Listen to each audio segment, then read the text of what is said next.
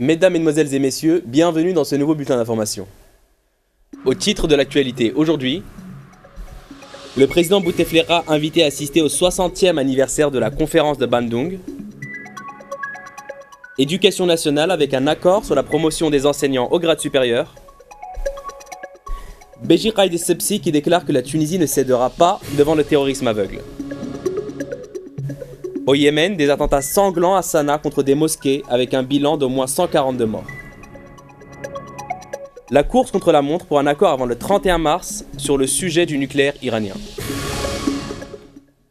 Le président de la République Abdelaziz Bouteflika a reçu une invitation de son homologue indonésien Joko Widodo pour prendre part à la cérémonie de commémoration du 60e anniversaire de la conférence afro-asiatique de Bandung et du 10e anniversaire du nouveau partenariat stratégique afro-asiatique. Je suis très honoré de transmettre à votre Excellence mon invitation pour prendre part à ces deux importants événements qui se tiendront le 24 avril à Bandung et les 22 et 23 du même mois à Jakarta, a écrit le président Widodo dans son message. Pour le chef de l'État indonésien, la participation du président Bouteflika sera l'occasion de partager ses vues et idées pour renforcer davantage la coopération de longue date qui existe entre les deux régions. Il s'est également félicité du développement dynamique et positif des deux régions, Afrique et Asie, durant la dernière décennie, ainsi que les transformations dans les secteurs politiques, économiques et socio-culturels qu'elles ont connus. Nous devons en même temps venir à bout de plusieurs défis internes et externes pour nous assurer que le succès que nous avons atteint puisse durer, a encore souligné le président indonésien.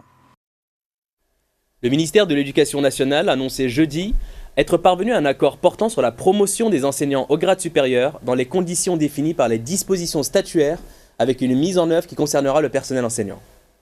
Les différentes parties sont arrivées à un accord portant promotion des enseignants au grade supérieur dans les conditions définies par les dispositions statutaires avec une mise en œuvre qui concernera le personnel enseignant. Cette opération de promotion s'échelonnera jusqu'à juin 2017, selon un communiqué du ministère de l'Éducation nationale.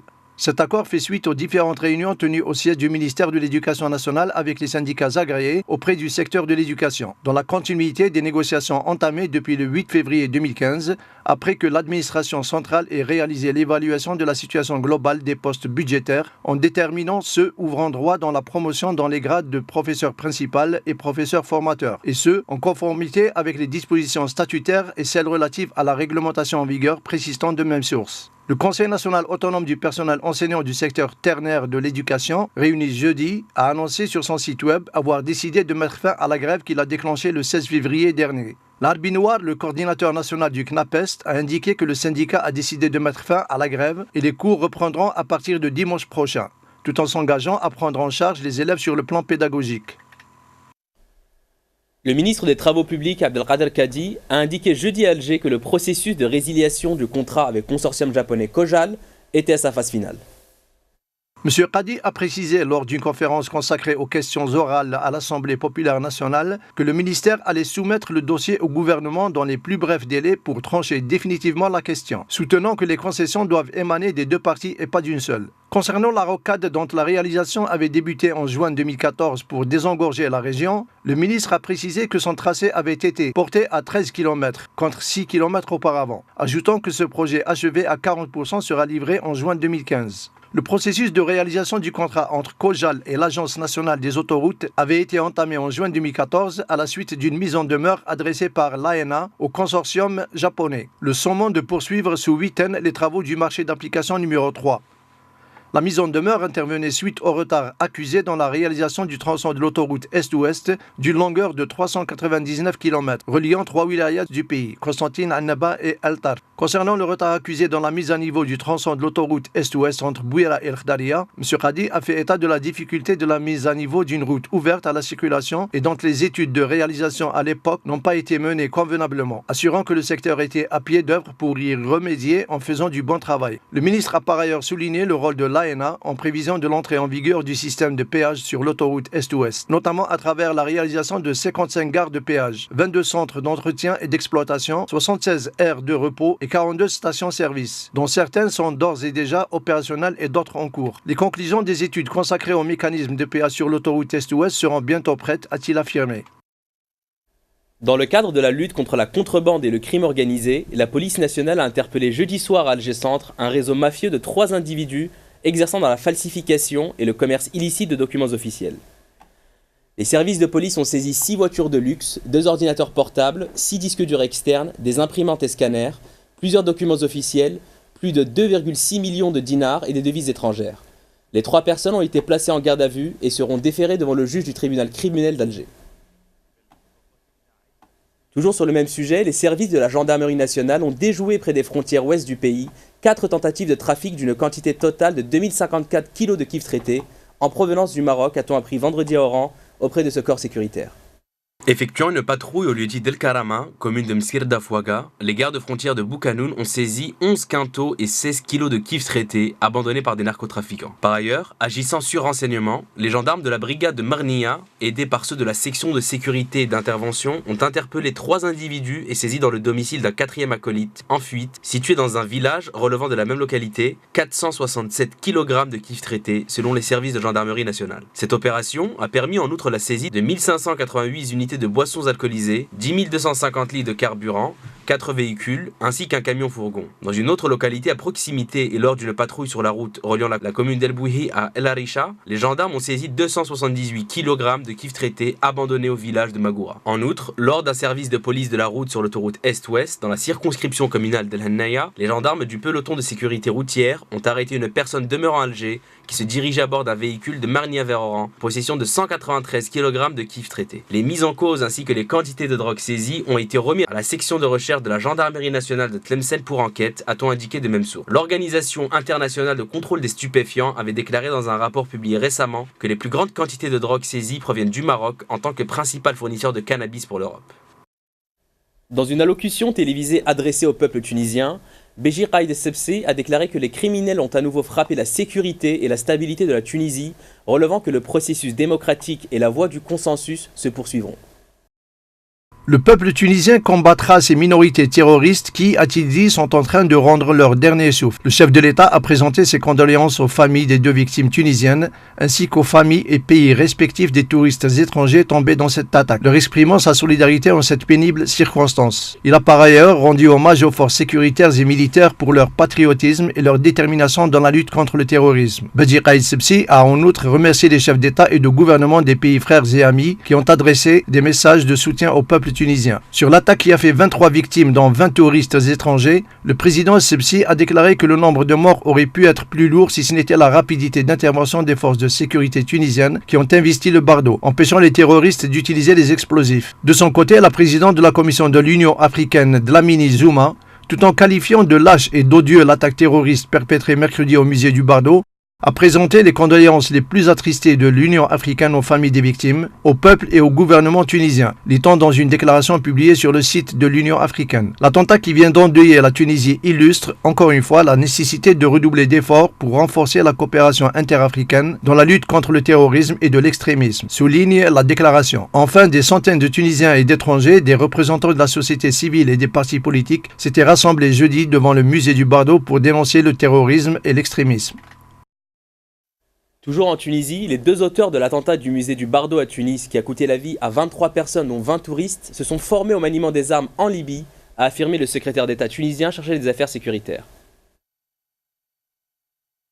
La Tunisie lutte depuis 2011 contre le terrorisme représenté par la phalange Orba ibn Nafa, lié au réseau Al-Qaïda au Maghreb islamique, qui a tué des dizaines de policiers et soldats. Par ailleurs, 500 Tunisiens ont combattu en Irak, en Syrie ou en Libye dans les rangs d'organisations terroristes comme Daesh. La police les considère comme l'une des principales menaces à la sécurité nationale. L'attaque de mercredi, qui a frappé le plus prestigieux musée du pays faisant 23 morts, a été revendiquée par Daesh. Les auteurs de l'attentat sont 2 éléments extrémistes salafistes takfiri. Ils ont quitté clandestinement le pays en décembre dernier pour la Libye et ont pu se former aux armes en Libye avant de regagner la Tunisie, a déclaré Rafiq Cheli jeudi soir à la chaîne privée El Hiwar al-Tunsi. Nous n'avons pas les détails, mais il y a des camps d'entraînement pour les Tunisiens en Libye, à Sabrata, à Benghazi et à Derna, donc ils ont pu se former dans l'un de ces camps, a-t-il ajouté. Les 2 assaillants avaient été identifiés par les autorités comme Yassine Abidi et Atem Khashnaoui. Rafiq Cheli a précisé que Yassine Abidi avait été arrêté avant son départ en Libye, sans d'autres précisions. Les 2 hommes étaient des éléments suspects, faisant partie de ce qu'on appelle les cellules dormantes, formées d'éléments présents dans les villes, connus, dont nous savons qu'ils sont takfiri, dont nous savons qu'ils peuvent mener des opérations, mais il faut rassembler les indices pour pouvoir mener une arrestation, a fait valoir le responsable. De l'avis général, cet attentat a révélé un fiasco sécuritaire reconnu implicitement par les autorités tunisiennes. En effet, le Premier ministre a parlé de lacunes et de failles, il a annoncé une enquête et éventuellement des sanctions. Au moins 142 personnes ont été tuées vendredi à Sanaa dans un triple attentat suicide contre 2 mosquées fréquentées par des Houthis. Ces attaques sont les plus sanglantes depuis la prise du pouvoir à Sanaa par les Houthis début février.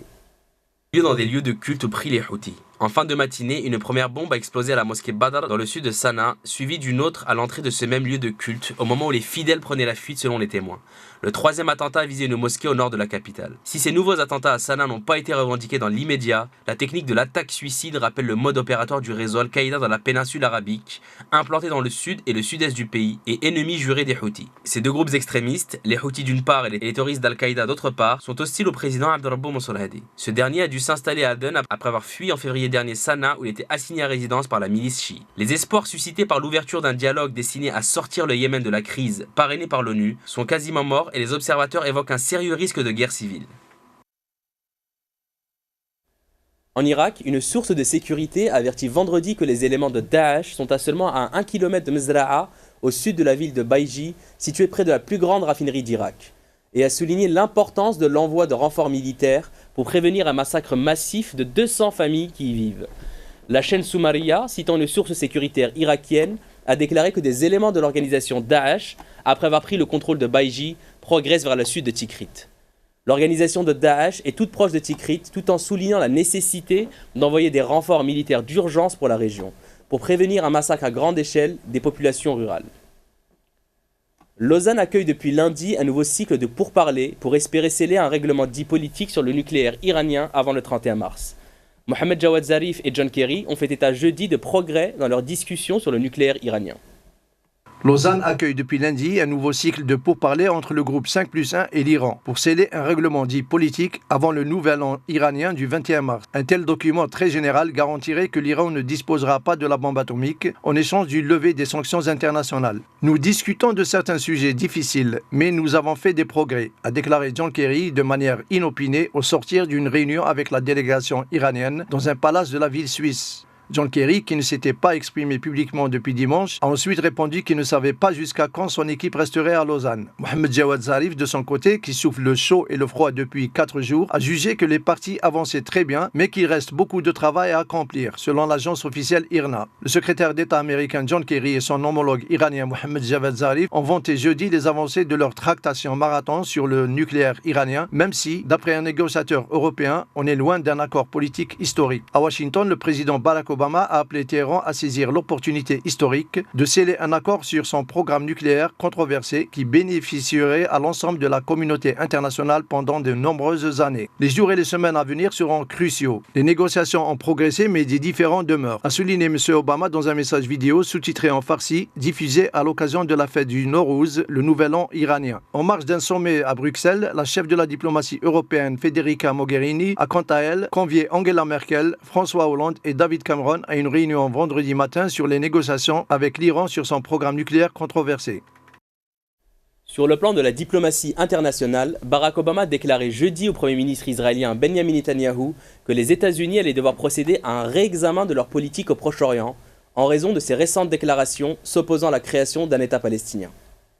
Bien que le Premier ministre israélien Benjamin Netanyahou ait fait machine arrière après sa déclaration qui a semé le trouble en affirmant à la veille du scrutin qu'un État palestinien ne verrait jamais le jour tant qu'il serait Premier ministre, le président américain lui a fait savoir que la Maison-Blanche allait devoir réexaminer ses options à la suite de ses nouvelles positions et déclarations concernant la solution à 2 États. Obama a réaffirmé l'engagement durable des États-Unis en faveur d'une solution à 2 États qui aurait pour résultat un Israël en sécurité à côté d'une Palestine souveraine et viable. Les États-Unis ont par ailleurs averti jeudi qu'ils allaient réexaminer leur position vis-à-vis d'Israël au moment même où le Premier ministre Benjamin Netanyahou assurait n'être pas opposé à une solution à 2 États. Pour revenir à la table des négociations, les Palestiniens devront reconnaître Israël comme un État juif et assurer une vraie sécurité afin d'avoir une solution à 2 États qui soit réaliste, a-t-il déclaré. Les Palestiniens rejettent de longue date la première condition et la seconde est l'objet de toutes les spéculations. Du côté des Palestiniens, la rétraction de Netanyahou n'a pas convaincu. Ils rejettent de longue date la première condition et la seconde est l'objet de toutes les spéculations. Ils ont déclaré leur détermination à poursuivre leur offensive diplomatique et à rompre la coopération sécuritaire avec l'État hébreu et réaffirmer leur volonté de retourner dans les instances diplomatiques et judiciaires internationales pour obtenir l'État auquel les Palestiniens aspirent depuis 1948 et la colonisation de leurs terres par l'État d'Israël. L'une de ces instances est la Cour pénale internationale devant laquelle les Palestiniens entendent déposer leurs premières accusations contre des dirigeants israéliens pour crimes de guerre dès le 1er avril.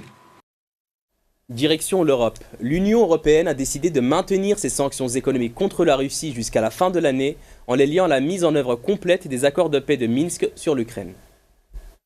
Les accords de Minsk visant un règlement politique de la crise ukrainienne ont été conclus avec la Russie en février par la chancelière allemande Angela Merkel et le président français François Hollande. Depuis, un cessez-le-feu fragile s'est instauré sur le terrain. Le calendrier de mise en œuvre de plusieurs dispositions, notamment le contrôle de ses frontières par Kiev, s'étend jusqu'à la fin de cette année. Afin de mettre la pression sur la Russie, les chefs d'État et de gouvernement des 28 ont décidé que la durée des sanctions contre ce pays devait être clairement liée à la mise en œuvre complète des accords de Minsk. Les décisions nécessaires seront prises dans les prochains mois. Elles devraient être prises en juin lors d'un prochain sommet de l'UE. Ces mesures ont durement frappé l'économie russe, ce qui amène les tenants de la ligne dure à préconiser leur prolongation dès maintenant, au-delà de leur échéance, c'est-à-dire 1 an après la mise en œuvre. Ceci permettrait de maintenir la pression sur le président russe Vladimir Poutine. Les sanctions économiques ont été adoptées le 31 juillet 2014 après la destruction en vol au-dessus de l'est de l'Ukraine orientale d'un Boeing de Malaysia Airlines imputé aux séparatistes pro-russes. Elles ont été alourdies le 8 septembre alors que la Russie a été accusée d'avoir fait entrer des troupes et des armes lourdes sur le territoire ukrainien pour stopper l'avancée des troupes loyalistes, ce que Moscou a toujours démenti. L'Union européenne a aussi condamné de nouveau l'annexion illégale de la Crimée et réitéré sa détermination à mettre en œuvre cette politique de non-reconnaissance.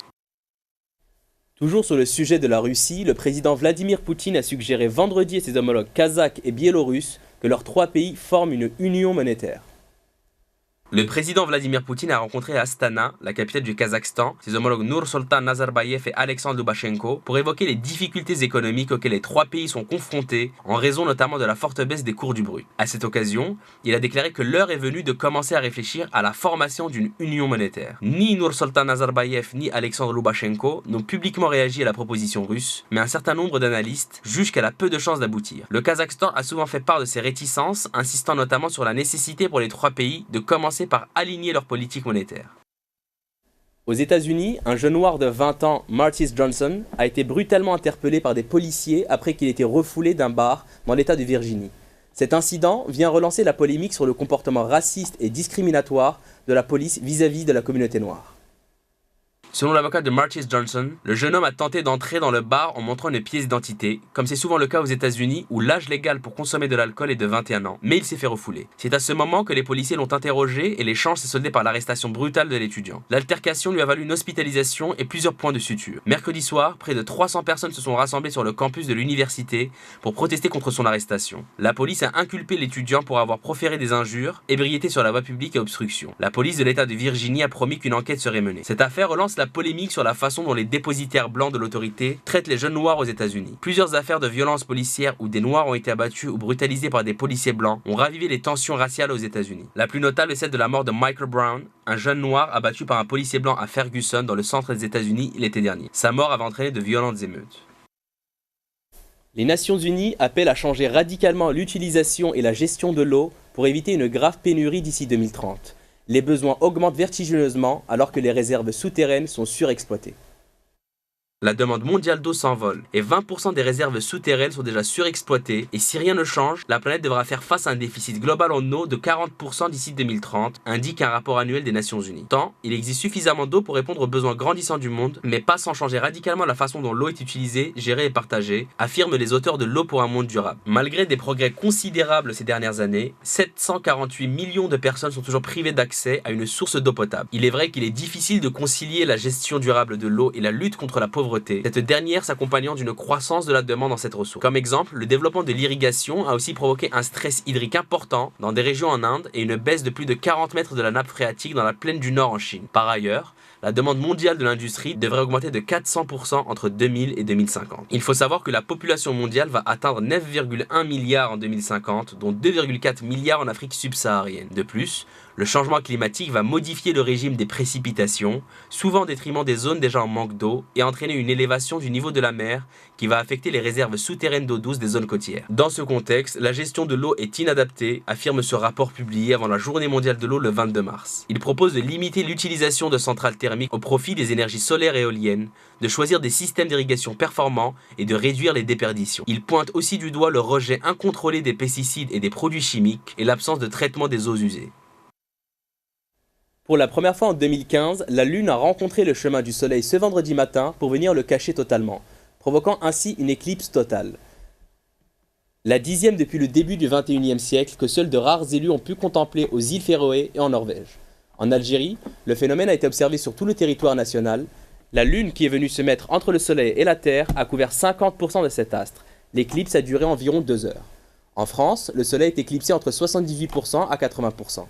Mais le spectacle n'était visible que dans le nord-est. Partout ailleurs, la météo était maussade avec un plafond de nuages bas très compact. On en arrive maintenant à la fin de ce journal. Merci de nous avoir suivis dans cette nouvelle édition et à bientôt sur les antennes de Media News.